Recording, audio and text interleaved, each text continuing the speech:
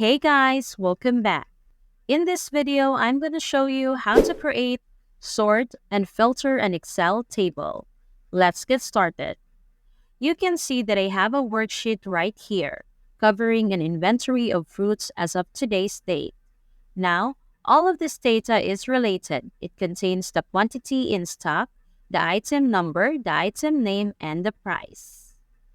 Now, if I want to create a table inside of Microsoft Excel, what I'm going to do is go to the Insert tab, then to the Tables group, and hover over where it says Table.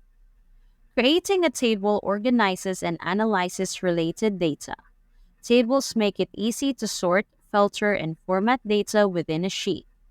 Keep in mind that to create a table, the first thing you're going to want to do is figure out what your related data is. So, the related data is from right here, where is my header for quantity in stock, all the way over to this column. Before I create the table, I want to select all of this data because it tells Excel exactly what my table data is. So now, I'm going to go to the Insert tab, Tables group, and click on Table. It brings up a Create Table dialog box and it says equals the range that you have currently selected. Now, if I didn't select my range before I click on Table, this would be my opportunity to click this button here and then select the range. But since I already did it, it already populates automatically. It says my table has headers, which are the column titles, so I'm going to leave that checked since I do have the column headers.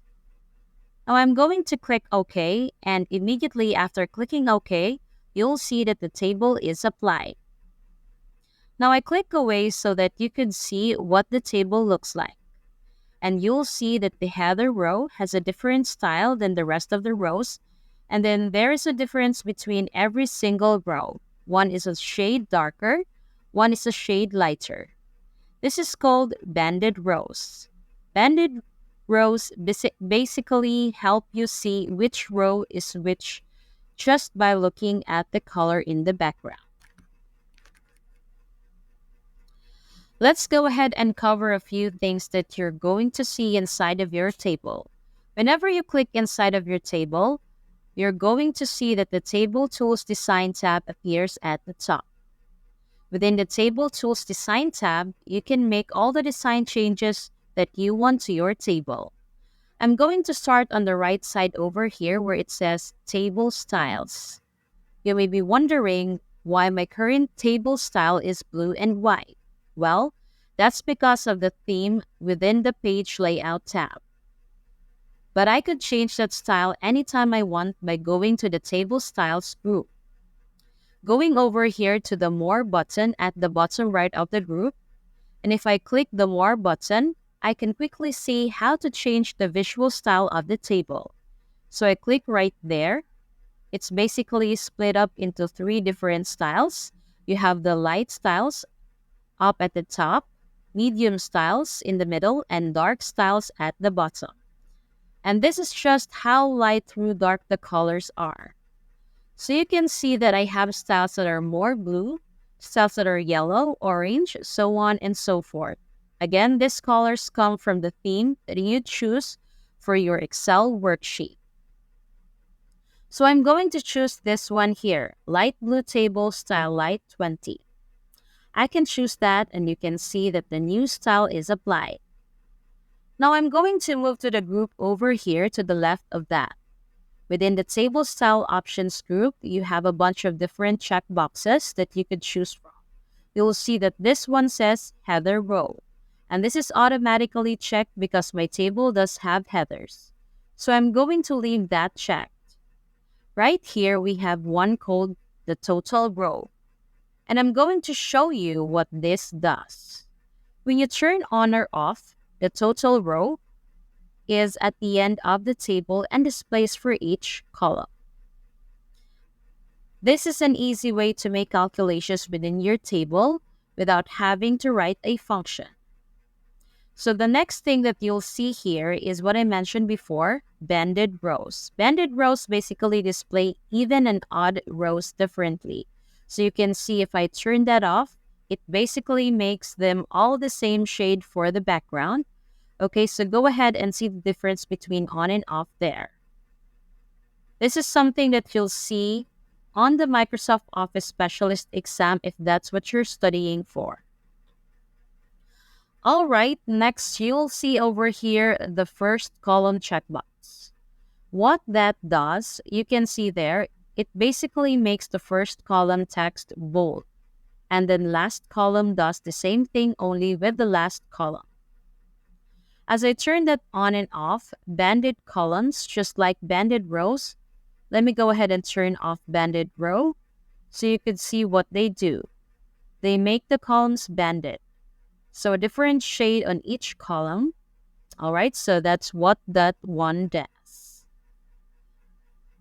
So the next part says filter button. I'm going to leave that on. I find it more useful on than off.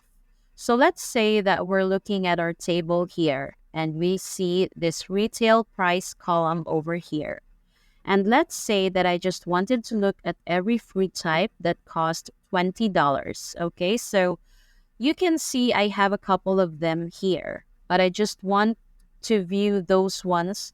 I don't want to view anything else. Well, then I could go here to retail price filter, which is in the bottom right of the field name, and I click right there. Then I go down here and I could either sort by this or right down here at the bottom. You can see that there is $20 and it's currently checked. So I could either uncheck each one individually so the $20 is just selected, or I could choose select all to turn them all off and then turn on $20. Then I click OK and watch what happens. Now it just displays this $20 fruit type. So this is an easy way to basically filter out your tables. So it's an easy way to organize your information and your data. So if I want to clear that filter so that I could see all my rows again, I'm going to go right over here to retail price. I'm going to click the drop down on retail price and then go clear filter from retail price. Perfect. And now all of my rows are displayed. Now let's say that you wanted to sort a table. Tables are also very useful for sorting. So right here, I'm going to go to item name and I'm going to click the filter icon for that one. And if I click that, you could also sort A to Z or Z to A. Keep in mind that A to Z starts with the letter A up at the top and goes all the way alphabetically down, as long as you're using the fill or the sort for a piece of text. However, let's say I'm looking at retail price where this is numbers. Notice that it doesn't do A to Z. It does smallest number to largest number or largest number to smallest numbers. So that looks good too. So I'm going to sort A to Z by item name, and you'll see that it resorts my table starting with apples and ending with watermelon. That is a good way to quickly sort your information within your table. So hopefully this video has helped you out, learn a little bit more about tables and how to sort and filter and create tables. Thanks for watching.